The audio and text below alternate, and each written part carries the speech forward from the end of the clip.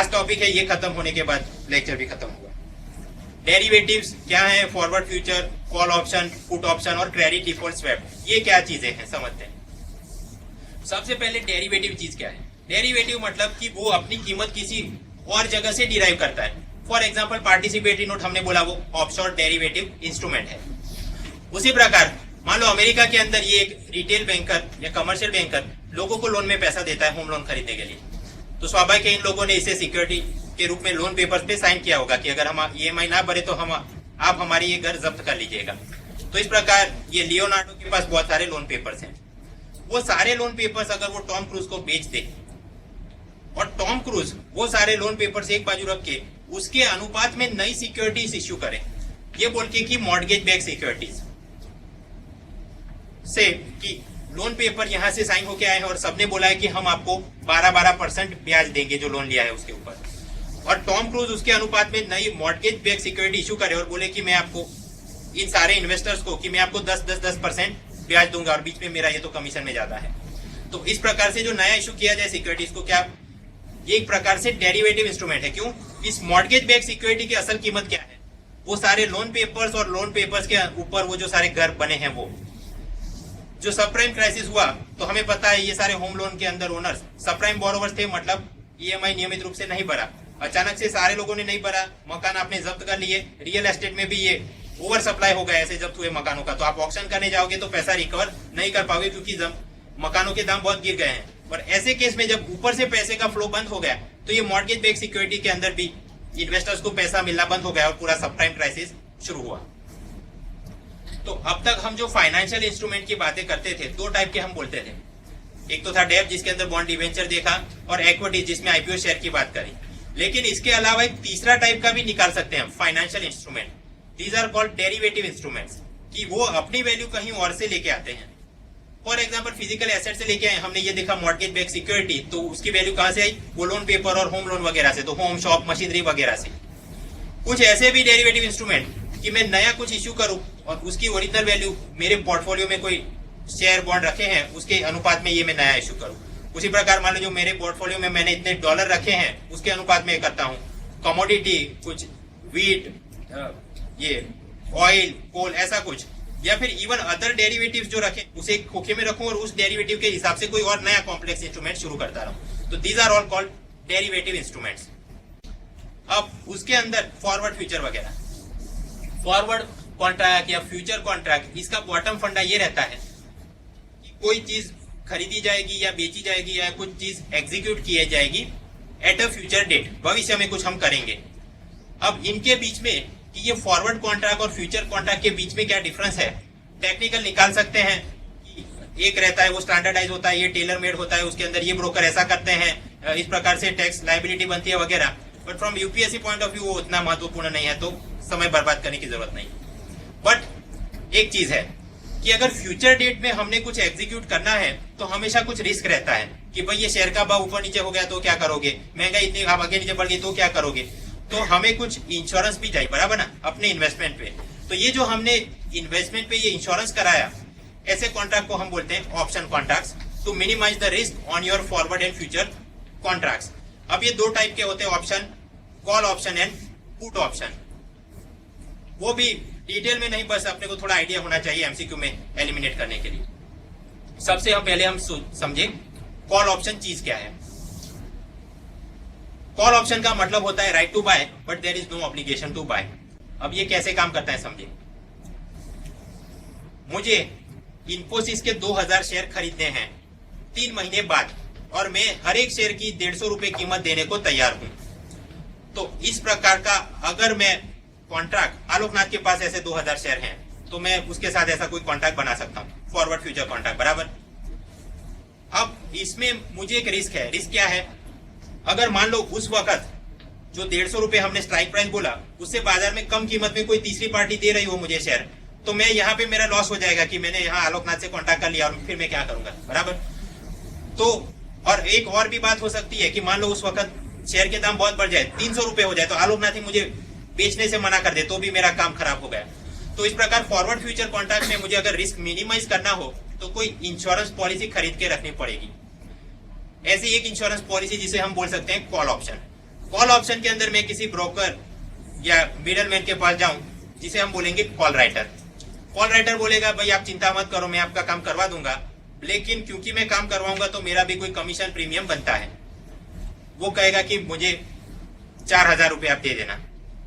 तो अब आप समझो, मुझे आलोकनाथ को कितने देने हैं? 150 रुपए का एक शेयर, ऐसे 2,000 मुझे उससे खरीदने हैं, तो 150 टाइम्स 2,000 वो बनेगा 3 लाख रुपए मुझे आलोकनाथ को देना है, और इस कॉल राइटर को दूसरे 4,000 देने हैं, ये इंश्योरेंस प्रीमियम के नाम पे। इस प्रकार से मैंने कुछ करवा दिया, कॉल ऑप्शन में इसको बोलता हूं। अब इसके ठीक है, अब मैं बचूंगा कैसे, मेरा रिस्क कैसे मिनिमाइज हुआ? सिनेरियो ए, मान लीजिए बाजार के अंदर इन्फोसिस के 3 महीने बाद शेयर चल रहे हैं 160 के दाम पे। ऐसे केस में अब क्या होगा? आलोकनाथ ये बोल सकता है, हाथ खड़े कर दे कि भाई मेरे को तुम्हें नहीं बेचना है, मैं तो 160 के दाम पे किसी और को बेचूंगा। जो भी उनको करना है मुझे कोई टेंशन नहीं, क्योंकि मैंने ये कॉल ऑप्शन करवा रखा है, therefore I have the right to buy. तो मतलब कि या तो आलोकनाथ मुझे दे, या कॉल राइटर जिसने जिम्मेदारी ली है वो कहीं और से भी जुगाड़ करके लाए, लेकिन मुझे तो 150 के दाम पे ही उसने शेयर करवा के अरेंज देने। तो मुझे इस प्रकार से यहाँ पे कितने देने? 3 लाख और 4,000, और मुझे शेयर मिल गए बराबर। और बाजार में क्योंकि भाव चल रहा है 160, तो मतलब 160 के दाम पे 2,000 शेयर की कीमत रहेगी 3,20,000। इस दाम पे मैं अपने शेयर आगे चल के माल्या को बेच दूं, तो आप गिनेंगे तो पता चलेगा कि मेरा प्रॉफिट रहेगा 16,000 रुपए। तो आप समझिए, अब फॉरवर्ड फ्यूचर के कुछ करवाया और मेरा रिस्क कैसे मिनिमाइज हो गया और मैं कैसे बच गया, because by call option I had the right to buy. अब वर्स्ट केस सिनेरियो या सिनेरियो 2 सोचे, मान लो 3 महीने बाद इन्फोसिस के शेयर बाजार में बहुत कम दामों पे बिक रहे हैं, कि 150 नहीं 130 के दाम पे ही लोग बेचना शुरू कर रहे हैं। इस केस में आलोकनाथ मुझको कंपल्सन नहीं कर सकता कि भाई नहीं, आपने तो बोला था तो 150 के दाम पे ही आपने खरीदना होगा, आपके संस्कार कहाँ गए ये वो।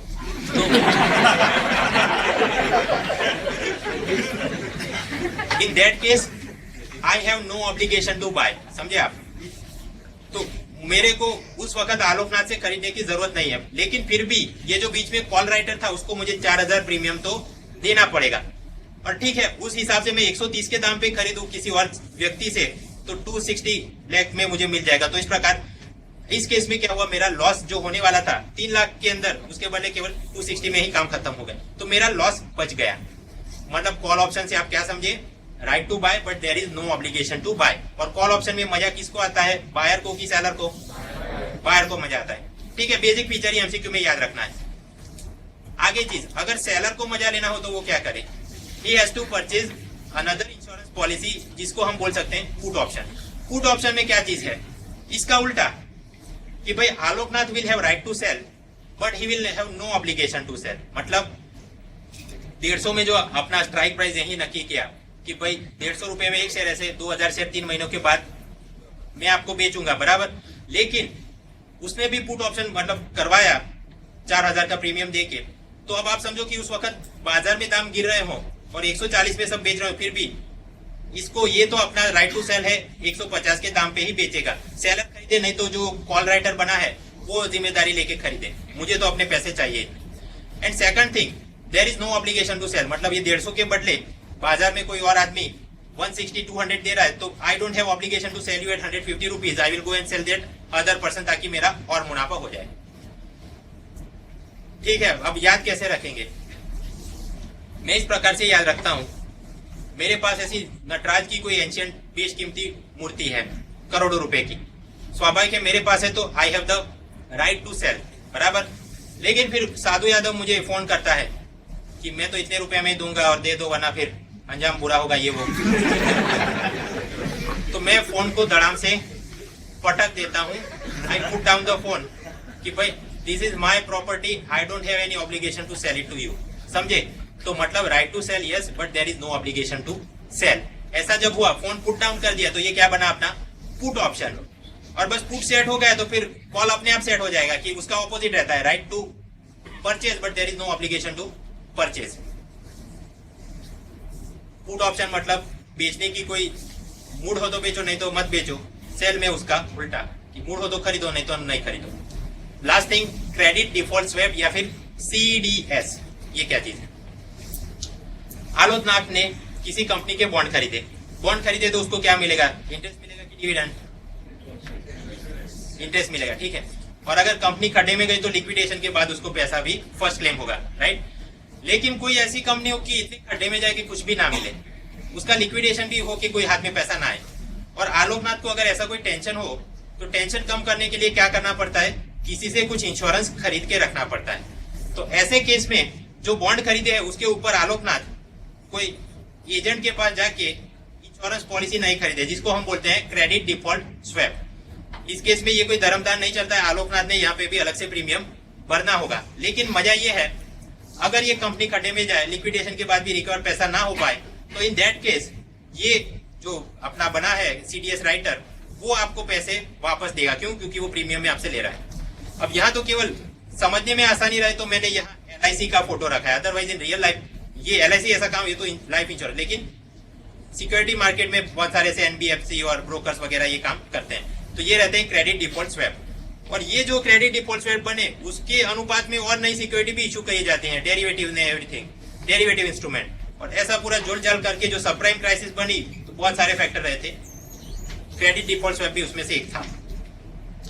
हमने आज जो बात कर ली, अब आगे जो बात करेंगे नेक्स्ट टाइम मिलेंगे। एक तो सेंसेक्स चीज क्या है, कैसे कैलकुलेट करते हैं, सेंसेक्स के अंदर जो शेयर बाजार में घपले किए गए, हर्षद मेहता, केतन पारेख क्या करके गए, फिर लेटेस्ट जो फाइनेंशियल स्कैम चल रहे हैं, सहारा, NSCL, ये श्रद्धा चिट फंड, तो चिट फंड काम कैसे करते हैं और स्कैम कैसे किया गया, ये सब अब खत्म किया जाए। कुछ रिफॉर्म लाने होते हैं, FSLRC क्या बोल के गए, और फिर उसके फ्यूचर लेक्चर में कंपनी एक्ट और ये कॉर्पोरेट गवर्नेंस की बात करेंगे, वोडाफोन का क्या मैटर है, transfer pricing issue, GAR, direct export, इस प्रकार से हम आगे बढ़ेंगे।